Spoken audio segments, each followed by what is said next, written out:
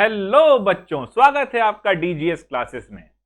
भाई कभी सोचा है ऐसे शानदार सुंदर दृश्य पहाड़ों के जब हम यहाँ पहुंचते हैं और इस गुलाबी ठंड में चाय पीने का मन करता है तो पानी भी हमारा साथ देता है, जल्दी बॉईल हो जाता है। अरे ऐसा क्यों? क्या पानी भी उस गुलाबी ठंड में कुछ गुलाबी हो गया है रे कि जल्दी बॉईल हो जाता है? हाँ, पॉइंट टू बी नोटेड।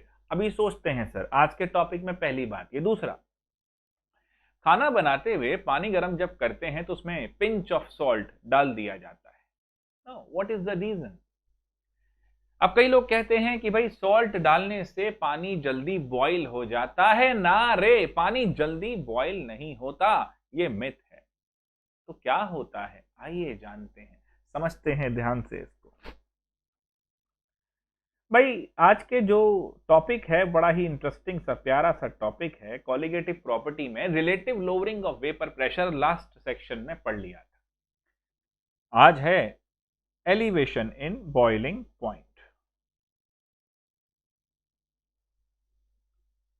अब दोस्तों, ये क्या चीज है? बॉइलिंग पॉइंट कैसे एलिवेट हो रहा है, एलिवेशन क्यों कहा जा रहा है? सबसे पहले तो ये समझते हैं यहां पर कि भाई बॉइलिंग पॉइंट होता क्या है।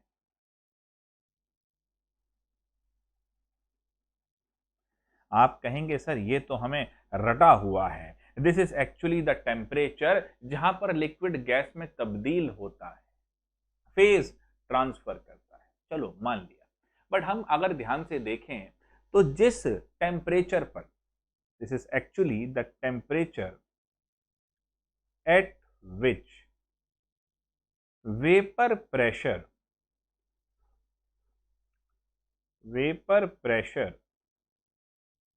of the solution will be equal to the atmospheric pressure। देखो भैया, पूरी केमिस्ट्री में इक्विलिब्रियम को आप हटा नहीं सकते। यहां पर भी एक इक्विलिब्रियम है। वेपर प्रेशर क्या था? The pressure exerted by the vapours on the walls of the container at equilibrium. मेरे दोस्त, यहां पर भी अब एक इक्विलिब्रियम चाहिए। ये जो वेपर प्रेशर है ना, जो लिक्विड वाले की बात कर रहे हैं, और ये जो एटमॉस्फेरिक प्रेशर है, इसके बीच में आप एक खास तरह का इक्विलिब्रियम देखते हैं। इनका बराबर होना क्यों जरूरी है? देखो, फेस ट्रांसफर हो रहा है, ऊपर से एटमॉस्फेरिक प्रेशर लग रहा है जो वेपर्स को उड़ने नहीं देगा। जाने नहीं देंगे तुझे, वो ये कह रहा है। तो पहले उस प्रेशर के बराबर आओगे और फिर उड़ना शुरू करोगे। तो बॉइलिंग वो टेम्परेचर है, बॉइलिंग पॉइंट वो टेम्परेचर है जहां पर ये वेपर प्रेशर एटमॉस्फेरिक प्रेशर के इक्वल हो जाता है। आपको भी गुस्सा, जब भयंकर गुस्सा फटता है तो क्या है? बाहर से प्रेशर है, लोग तंग कर रहे हैं, अंदर से आप दुखी हैं बट बर्दाश्त कर रहे हैं। जब अंदर का ज्वालामुखी फटता है, यानी उस प्रेशर के बराबर आ जाता है, तभी आप फट पड़ते हैं, बॉइल हो जाते हैं भयंकर। कितना सिंपल सा एक कोरिलेशन है भाई। क्यों कहते हो केमिस्ट्री पढ़नी है? ये तो बड़ा ही रस वाला सब्जेक्ट है।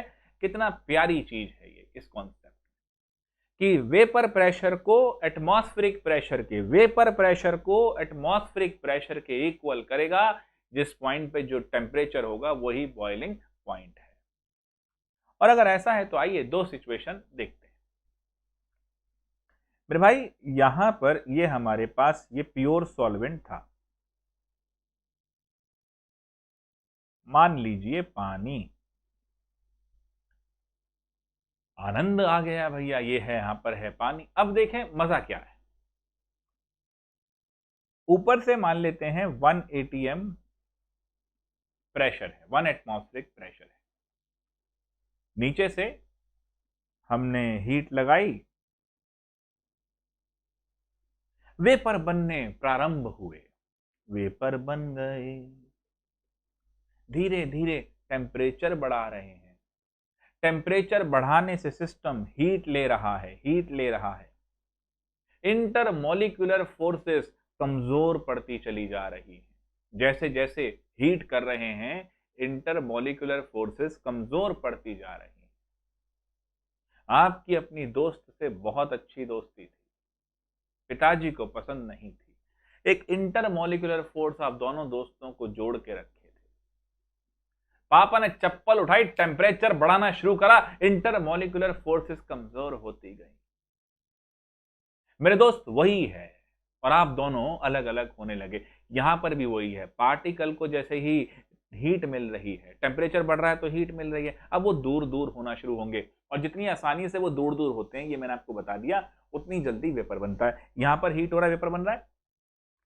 तो 100 डिग्री सेल्सियस तक हीट करने पर ये भी अंदर से इतना वेपर बना देते हैं कि अंदर से भी 1 एटमॉस्फेरिक प्रेशर हो जाता है। इसीलिए 100 डिग्री सेल्सियस वाटर का बॉइलिंग पॉइंट कहलाता है। चलो अच्छी बात है। अब दूसरा सिनारियो।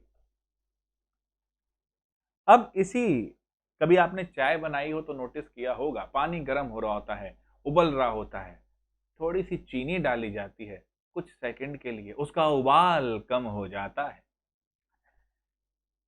क्या हुआ, चीनी ने ऐसा क्या किया कि उसका उबाल कम हो गया? दोस्तों, अगर आपने सॉल्वेंट के अंदर, प्योर सॉल्वेंट के अंदर अब नॉन वॉलेटाइल सॉल्यूट डाल दिया, जैसे कि सॉल्ट भी है, ये शुगर भी कोई बहुत जल्दी वॉलेटाइल तो नहीं होता, मीठी भाप तो आपने कभी नहीं महसूस की होगी, तो वो जो पार्टिकल हैं वो इंटरनली जाके बैठेंगे। अब जरा यहां देखना, यहां खाली सॉल्वेंट के पार्टिकल थे, यानी यहां खाली सॉल्वेंट के पार्टिकल थे और वो जाके ऊपर चले गए, वेपर बन गए। यहां पर सॉल्वेंट के पार्टिकल तो ये रहे, उनके बीच में जाकर ये नॉन वॉलेटाइल सॉल्यूट, गुलाबी रंग का ये नॉन वॉलेटाइल सॉल्यूट जाके फंस गया। अब ये जो एग्जांपल मैं पहले भी आपको अपनी क्लासेस के दौरान देता रहा हूं, फिर देता हूं। मान लीजिए एक कमरे में आप हम सब बैठे हैं, 10 लोग बैठे हैं। अचानक से अब वो कमरा मान लीजिए न्यूयॉर्क में है। अब हॉलीवुड के मुताबिक सारी जो कष्ट हैं, जो संकट हैं, वो न्यूयॉर्क में आते हैं। तो मान लीजिए हम न्यूयॉर्क में बैठे थे और बाहर से गॉडजिला आ गया भैया, भयंकर तरीके से गुस्से में गॉडजिला। अब उस रूम में 10 लोग हैं, अब हम भागेंगे। पहला केस। दूसरा केस, अब उस रूम में उन 10 लोगों के अलावा 25 लोग और आके बैठ गए थे, फिर गॉडजिला आया। पहले केस में हम 10 थे, दूसरे में हम 25 और आके बैठ गए, 10 तो हम थे ही। किस केस में लोगों का उस कमरे से निकल के भागना आसान होगा? ऑब्वियसली पहले केस में। अब ये जो नॉन वॉलेटाइल सॉल्यूट है, जब ये आके बैठा बीच में, तो इसने पार्टिकल का निकलना मुश्किल कर दिया भैया। और खुद तो निकलता नहीं, खुद तो वेपर बनाता नहीं और दूसरे को बनाने देता नहीं। ये वो दोस्त है जो खुद तो पढ़ता नहीं और दूसरे को पढ़ने देता नहीं। और याद करो स्कूल के वो दिन जब तुम पढ़ने बैठते थे, तुम्हारे दोस्त यार बड़ा पढ़ रहा है भाई साहब, तो भाई तू भी पढ़ ले। बट हमारी सोसाइटी इस तरह नहीं चलती। अब उस दिन मैं ऐसे ही गुजर रहा था, अपने एक घर में ही जब जा रहा था, तो टीवी पे एक आ रहा था वो खतरों के खिलाड़ी। उसमें एक सीन चल रहा था, मैंने बड़े गौर से देखा और मुझे बड़ा अजीब लगा। मैंने पूरी सोसाइटी को इसी तरह बना दो, उसमें कोई प्लेयर है, उसको दिखाया है कि उसको बहुत जनरल नॉलेज है, बड़ा ज्ञान है उसको, और वो दो कंटेंट के जो कंपटीटर थे उनसे बात कर रहा था, लाइंस के बारे में कुछ बता रहा था कि लाइंस ये होते हैं, इसमें ऐसे, मतलब नॉलेज दे रहा था। तो ये दिखाया गया कि वो दोनों जो कंटेंडर थे, जो कंपटीटर थे, वो भाग गए, है ना, ताकि सोसाइटी में ये अप्रोच बनाई जाए, खासतौर पे भारतीय सोसाइटी के अंदर, कि ज्ञान से दूर भागो, नॉलेज मिल रही दूर भागो, नॉलेज तो बोरिंग है, नॉलेज तो बोरिंग है।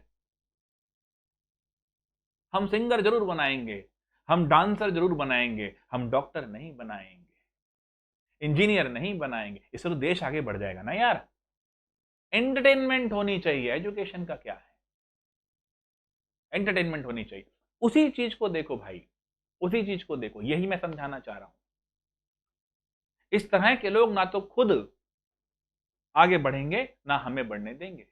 ये वही नॉन वॉलेटाइल सॉल्यूट है, and we have to understand this. कमजोर नहीं था हम, स्ट्रांग रहे हैं स्टार्टिंग से। इन बातों ने उलझा दिया, हारते तो कभी नहीं थे भारतीय। खैर चलो, नॉन वॉलेटाइल सॉल्यूट से बच के चलो, क्योंकि वो खुद तो उड़ेगा नहीं, तुम्हें भी नहीं उड़ने देगा, और फिर तुम्हारी उड़ान में दिक्कत हो जाएगी। मतलब बाहर से तो देखो 1 एटीएम प्रेशर ही है, बाहर से तो 1 एटीएम प्रेशर ही है। अब ये जो बाहर से 1 एटीएम प्रेशर है, इसमें एक चीज ध्यान से समझना, अंदर से अब जब हम हीट दे रहे हैं, इस हीट को देते हुए अंदर से अगर 1 एटीएम चाहिए, अंदर से अगर 1 एटीएम चाहिए, तो अब 100 डिग्री पे नहीं, अब हमें ज्यादा हीट करना पड़ेगा। मतलब अगर अब हमें इस इंडिया से इस हिंदुस्तान को सक्सेस बनाना है, तो we have to provide more energy, क्योंकि ऑलरेडी हम पिछड़ चुके हैं। एक बहुत पुरानी फिल्म में शाहरुख खान साहब का एक डायलॉग मुझे याद आ गया, शायद फिर भी दिल हिंदुस्तानी में था, कि अगर हमारी कंट्री आगे नहीं बढ़ेगी, इस तरह रहेगी, तो फिर क्या है, फिर कुछ नहीं है, और छोड़ो जनगण मन और लगाओ गाना नंबर 1। बस सीधी बात है, इसी दिशा में जा रहे हैं। यही एक हमारे हारने का रीजन बन जाएगा, फिर चलो कोई बात नहीं। तो भैया ये हीट करी यहां पर, देखो इस केस में कोई नॉन वॉलेटाइल सॉल्यूट नहीं था, इस केस में नॉन वॉलेटाइल सॉल्यूट था, बीच में फंस गया, सॉल्वेंट के पार्टिकल को अलग नहीं होने दिया, सॉल्वेंट के पार्टिकल को वेपराइज नहीं होने दिया। क्लियर है? अब हमें इसको तोड़ने में, इनको अलग करने में, जैसे उस 35 लोग थे जिस कमरे में, उससे निकल के भागने में दिक्कत थी, 10 वाले में नहीं थी, वैसे यहां से निकल के भागने में दिक्कत होगी, ज्यादा हीट देनी पड़ेगी। अब 100 डिग्री से काम नहीं होगा, तो लेट्स से 100 डिग्री जब करा था, तो उस पर जो अंदर का प्रेशर था वो मान लो 0.7 एटीएम ही रह गया, और इसको 1 एटीएम तक ले जाने के लिए अब मुझे टेम्परेचर बढ़ाना पड़ा, और 120 डिग्री सेल्सियस तक ले गया, तब जाके 1 एटीएम हुआ। पहले 100 था, नॉन वॉलेटाइल सॉल्यूट डालने पर 120 हो गया। ये जो 20 डिग्री का चेंज हुआ, एलिवेशन हुआ, ये क्यों हुआ? क्योंकि पार्टिकल का निकलना मुश्किल हुआ। वो मुश्किल क्यों हुआ? देखो जरा, ये जो राइज इन बॉइलिंग पॉइंट हुआ है ना, वो क्यों हुआ? Because now it is difficult for the solvent particles to get separated।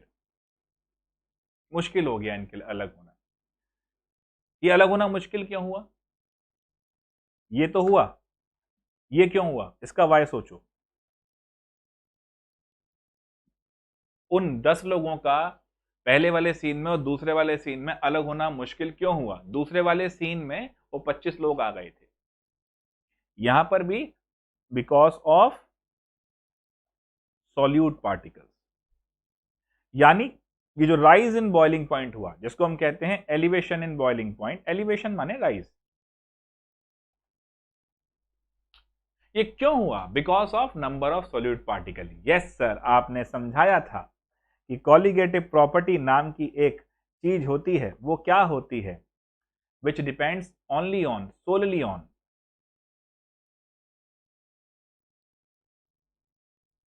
colligative property। These are the properties which depends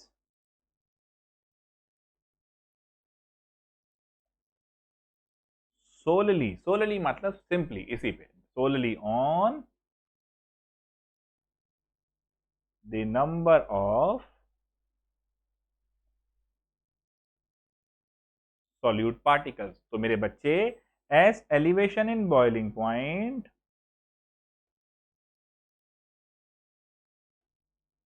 is dependent on, elevation in boiling point is dependent on number of solute particle, so that is why this is a colligative property। मेरे दोस्त, boiling point colligative property नहीं है, elevation in boiling point colligative property है। दोबारा सुन लो, boiling point is not a colligative property, but elevation in boiling point is a colligative property as it is dependent on the number of solute particles। Done? चलो बहुत अच्छी बात है। अब यहां पर हमने बात कर ली और ये हमने कॉलिगेटिव प्रॉपर्टी की बात भी कर ली। अब हम यहां से चलते हैं अपने एनसीईआरटी की तरफ और वहां से फाइनली अपनी बुक की तरफ। We have learned in unit 5, इसमें सब यही बताया है, बढ़ जाता है, ये सब बता दिया है। ये ग्राफ थोड़ा सा देख लेते हैं, कुछ भी नहीं है, बहुत इजी ग्राफ है। ये देखो, दिस इज व्हाट। अब बच्चे कहते हैं हो सर ग्राफ ग्राफ बहुत टफ। अरे कुछ नहीं है बाबू, देख जरा, this is your vapour pressure and this is the cutoff limit of 1 atm. Now what? In case of pure solvent, as you increases temperature, the vapor pressure of the solvent rises and will touch it, this crossover point at this point at lower temperature. Simple सी बात है, कम temperature पे ही। क्यों? अरे भैया, यहाँ पर non volatile solute नहीं है, यहाँ पर डिस्टर्ब करने के लिए कोई नहीं है, यहाँ पर आपकी माइंड सेट को, आपकी मानसिक स्थिति को बदलने के लिए कोई नहीं। तो आप जल्दी अपनी सफलता पहुंचे देंगे। यहाँ पहुंच गए। अब आगे नॉन वॉलेटाइल सॉल्यूट, उसने आपको निकलने नहीं दिया, उसने आपको उलझा दिया। तो अब आपको क्या होगा, धीरे धीरे वेपर प्रेशर बढ़ेगा और इस टेम्परेचर रेंज पे कट करेंगे आप। ये जो टेम्परेचर रेंज है, ये जो बढ़ गया है, ये जो बढ़ गया, यही तो चेंज है, यही तो elevation in boiling point done है। और this elevation in boiling point, अच्छा ये तो वो पुराना वाला आ गया, this elevation in boiling point will be considered as T2 minus T1। देख बेटा, ये चेंज निकाल रहे हैं, चेंज को नेगेटिव टर्म में मत निकालो, पॉजिटिव टर्म में निकालो। तो ज्यादा वाले में से कम वाले को माइनस करा, तो T2 ज्यादा था, final temperature will be more, उसमें से इनिशियल को माइनस कर दिया। तो T2 minus T1 which will be represented as del TB। Del TB change है ना, del TB is directly proportional to molality of the what, molality of the solute particle की जो बात करें, molality of the solution rather, but इसमें हमने solute particle की बात कर रहे हैं। यहां पर वॉल्यूम वाली टर्म नहीं ले सकते क्योंकि टेम्परेचर चेंज हो रहा है, तो we can not use molarity और normality, so molality will be a better option. तो del TB is directly proportional to molality and in turn this is what Kb constant तो आएगा क्योंकि आपको proportionality हटाना है। So this constant is known as molal elevation constant, also known as ebullioscopic constant। नाम बड़ा अच्छा है, वो एक कार्टून करेक्टर था, हम बचपन में देखते थे, जॉनी ब्रावो। तो उसके अंदर वो मुंह टेढ़ा करके बोलता था, वैसे ही बोलोगे ebullioscopic constant, you will get it. Okay fine. So this is what the formula is. And molality का फॉर्मूला सबको पता है, नहीं पता है हमारे ही चैनल पे मैंने ही लिखा है भैया, कंसंट्रेशन एक्सप्रेशन, वो जरूर देख लें। अच्छा, ऐप हम लॉन्च कर चुके हैं, लॉन्चिंग वीडियो मैंने नहीं डाला अभी, कोई बात नहीं, मैं कोई स्टीव जॉब नहीं हूँ जो एप्पल का प्रोडक्ट लॉन्च कर रहा है। तो the thing is, app launch हो गई है DGS क्लासेस के नाम से, आप एंड्रॉइड से ले सकते हैं। उसके अंदर सारे सीक्वेंस से लेक्चर आ रहे हैं, 12th के सॉलिड स्टेट के भी हैं, 12th के सॉल्यूशंस के भी जो चल रहे हैं ये भी आ रहे हैं, इन एडिशन टू और ऑर्गेनिक वगैरह के भी हैं, और वर्कशीट। तो आप लोग उसको डाउनलोड कर सकते हैं, DGS क्लासेस की ऐप है ना। तो चलो जी, तो ये del TB is equal to KBM की हमने बात यहाँ पर कर ली। तो इस पर सवाल देख लेते हैं। NCERT के अंदर तो बहुत ही हलवा सवाल रहते हैं, जैसे ये सवाल देखिए, 18 ग्राम ऑफ ग्लूकोज C6H12O6, मतलब उसे इतना ही भरोसा नहीं है कि मेरे 12th क्लास के स्टूडेंट को एक्चुअली ग्लूकोज का फॉर्मूला भी आता होगा। Amazing. Is dissolved in 1 kilogram of water in a saucepan.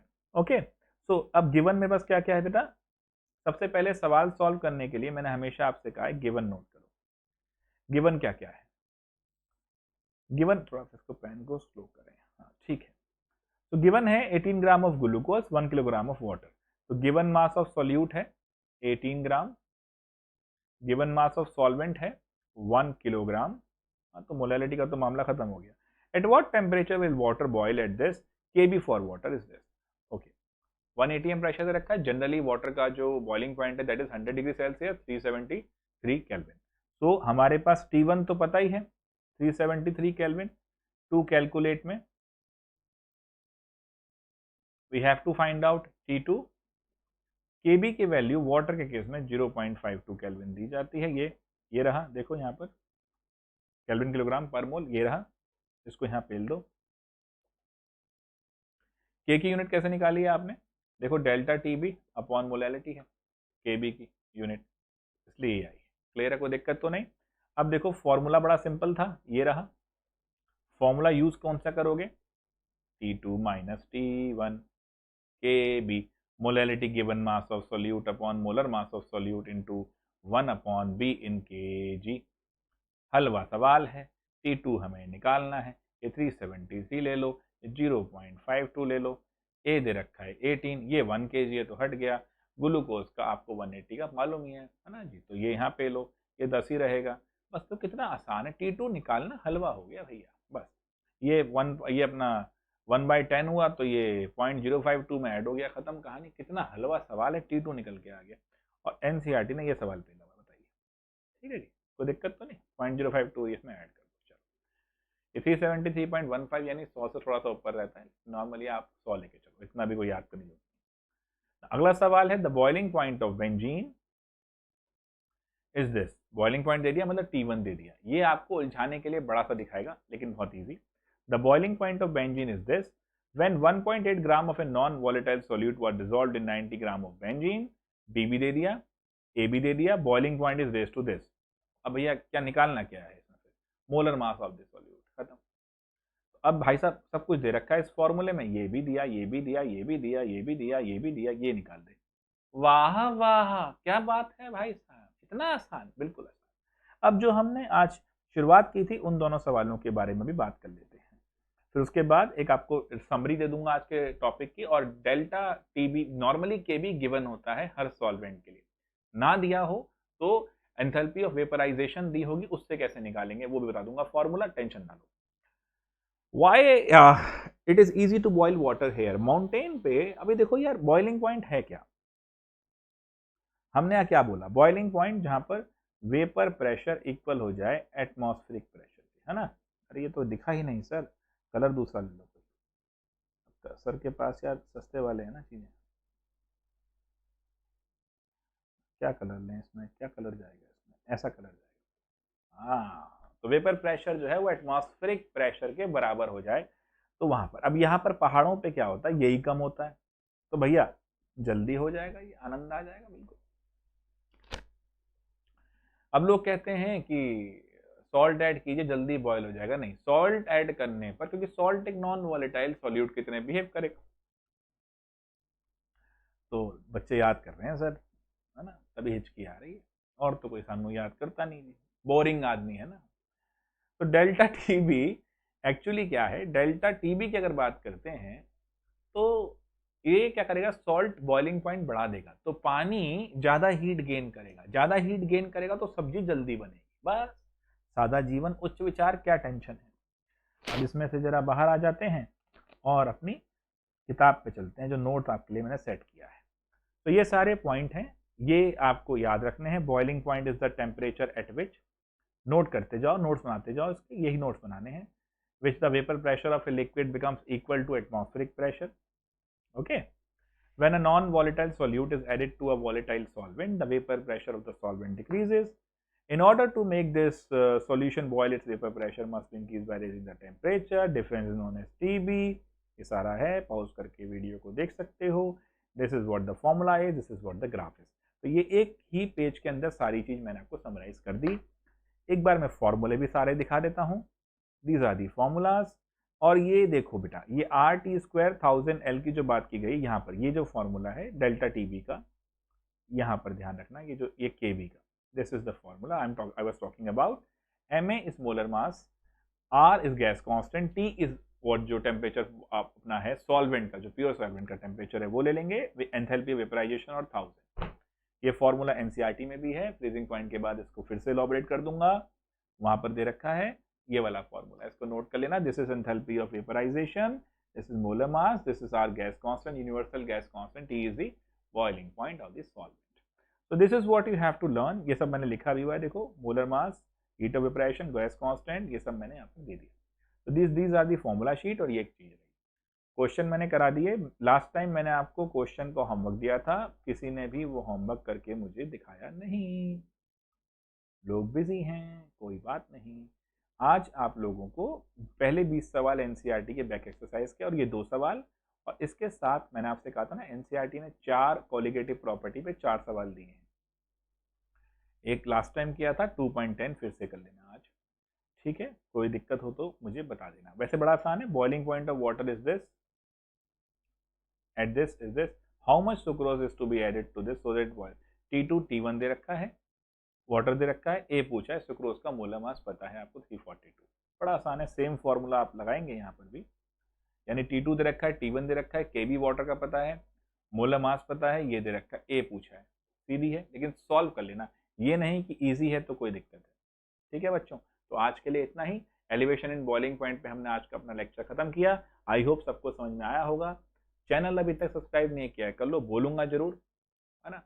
क्योंकि आई थिंक जो लोग होते हैं वो बच्चे, कई बच्चे देखते हैं कि यार इतने कम सब्सक्राइबर हैं, ये क्या पढ़ाता होगा, है ना। उस वजह से ना बच्चों को हिट हो जाता है, क्योंकि आजकल दिखावे का थोड़ा सा ज़्यादा एक दस्तूर है।